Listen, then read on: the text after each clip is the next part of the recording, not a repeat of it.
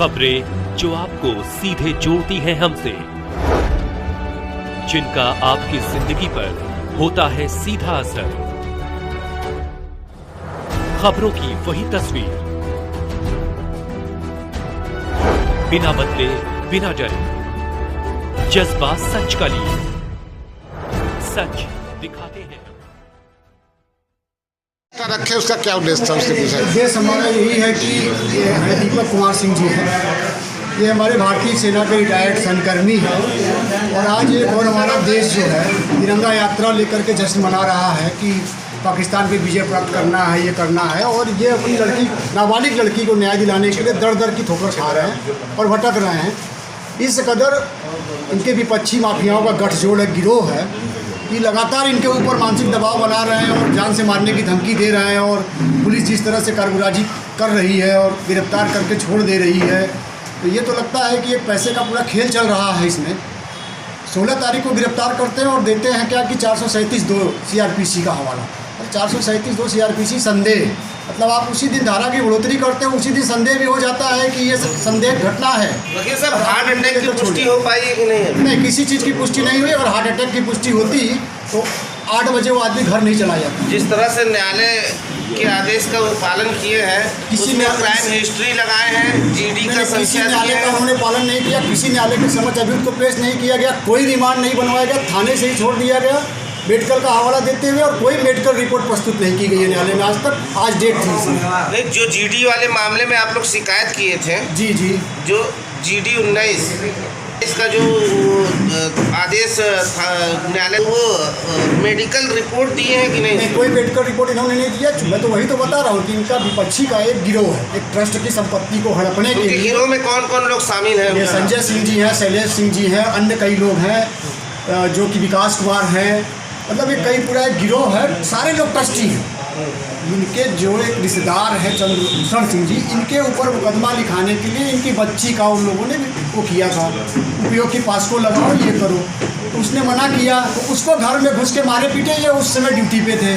उसके बाद ये जब से आए रिटायर होकर के न्याय के लिए लड़ रहे हैं और एक तरफ पूरा देश तिरंगा यात्रा मना रहा और ये सैनिक हमारा दर दर की ठोकर खा रहा है न्याय पाने के लिए। और बाकी हम लोग तो लगे हुए हैं, निःशुल्क लगे हुए हैं, निस्वार्थ लगे हुए हैं और ये लड़ाई हम लोग लड़ेंगे और उनको सलाखों के पीछे भेजना ही मेरा। ये जो 437(2) का हवाला दिए हैं CRPC का कि मानव रक्षा हेतु इन्हें छोड़ किसी भी परिस्थिति में जो गंभीर बीमारी दिखाकर रिहा कर दिया गया, ये 437 CRPC क्या है? 437 CRPC ये होती है कि किसी चीज़ की जब विवेचना की जाती है, आपको वो घटना संदेहात्मक लगती है, तब 437(2) क्लास आप इस्तेमाल कर सकते हैं, आपके पास पावर है। लेकिन आप 8:10 पे गिरफ्तार करते हो, 2 बजे बीमारी दिखाते हो, आप एक ही 2 घंटे में आपको घटना संदेहात्मक कहाँ से प्रतीत हो गई? क्या है दीपक जी, क्या पूरा मामला है? सर, मामला है, मैं भारतीय सेना से सेवानिवृत्त जवान हूँ। मामला है मेरी बच्ची, नाबालिग बच्ची को रात्रि में घर में घुस के मारपीट करने का। उसके लिए मैं छुट्टी पे आने के बाद मैंने शिवपुर थाने में एक प्रार्थना पत्र दिया। प्रार्थना पत्र पे कोई कार्रवाई नहीं हुई। उसके बाद फिर मैंने उच्च अधिकारियों को प्रार्थना पत्र दिया, उसके बाद भी कोई कार्रवाई नहीं हुई। फिर मैंने माननीय न्यायालय में अपने अधिवक्ता द्वारा एप्लीकेशन दिया, वहाँ से FIR का आदेश हुआ। 4 सितंबर 2024 को शिवपुर थाने में FIR दर्ज हुई। वहाँ पर विवेचना सही तरीके से नहीं होने पर कारण और विपक्षियों के दबाव के कारण FIR सारनाथ थाने में हस्तांतरित की गई। सारनाथ थाने में विवेचना के दौरान वहाँ धारा की बढ़ोतरी हुई 458 की, जिसमें 14 साल की सज़ा है। 16 मई 2025 को अभियुक्त को गिरफ्तार किया गया, उसके घर से थाने में ले जाया गया। वहाँ पर सारी कार्रवाई होने के बाद शाम को पता चला कि अभियुक्त बीमार हो गया है और उसे थाने पर से ही उसे छोड़ दिया गया। आप GD पे चढ़ाया था? हाँ, GD पे चढ़ा हुआ है। सब GD पे चढ़ने के बाद की ये घटना है। कौन है वो लोग जो इस तरह का क्या मामला? वो मेरा सगा रिश्तेदार ही है, मेरा जीजा है सगा। वो एक वांछित अपराधी है। एक तरह से कहा जाए तो आतंकवादी कह लें तो उसमें कोई दो राय नहीं है। वो एक गिरोह संचालित है, उसके गिरोह के सदस्य अन्य सदस्य भी हैं जो उसमें मतलब लोगों से पैसा लूटना, लोगों का ज़मीन कब्जा करना, यही उनका कार्य है।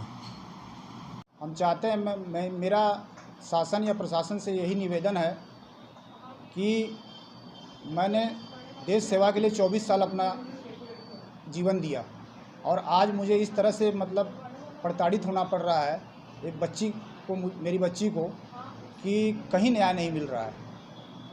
एक इतने बड़े अपराधी को इतने संगीन धाराओं में अपराध होने के बाद भी उसे थाने से ही छोड़ दिया जाना, इस तरह से क्या लगता है ये सबसे किसकी लापरवाही है? ये तो अब पुलिस की लापरवाही है इसमें। पुलिस किसी के दबाव में भी है?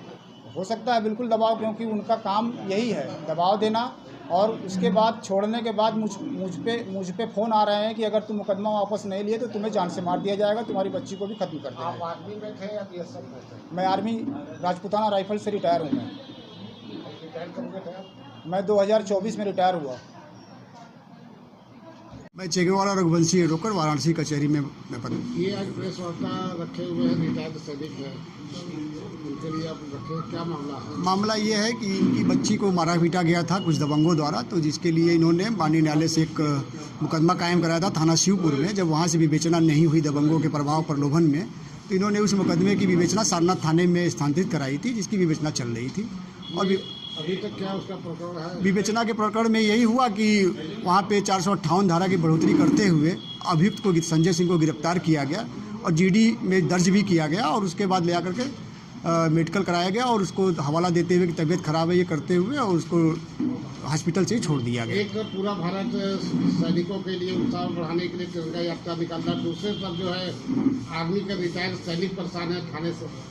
हाँ, तो ये तो पूरा देखिए, एक तरफ देश हमारा तिरंगा यात्रा जश्न मना रहा है और ये हमारे पूर्व सैनिक हैं, अपनी नाबालिग बच्ची के न्याय के लिए दर दर भटक रहे हैं और ये इनका भी संकल्प है कि हम जब तक उनको सलाखों के पीछे भेज नहीं लेंगे, शांत नहीं बैठेंगे, चाहे कितनी भी मुझे जान से मारने की धमकियाँ मिले, और लगातार इनको धमकियाँ मिल भी रही हैं।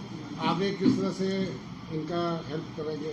भाई कानून से हम लोग का जो भी न्यायालय से जो भी प्रक्रियाएँ होंगी, कानूनी प्रक्रियाएँ जो भी होगी, हम लोग वो सारी प्रक्रियाएं पूरी करेंगे और न्याय की लड़ाई लड़ेंगे और इनके साथ खड़े हैं हम लोग और आखिरी समय तक खड़े।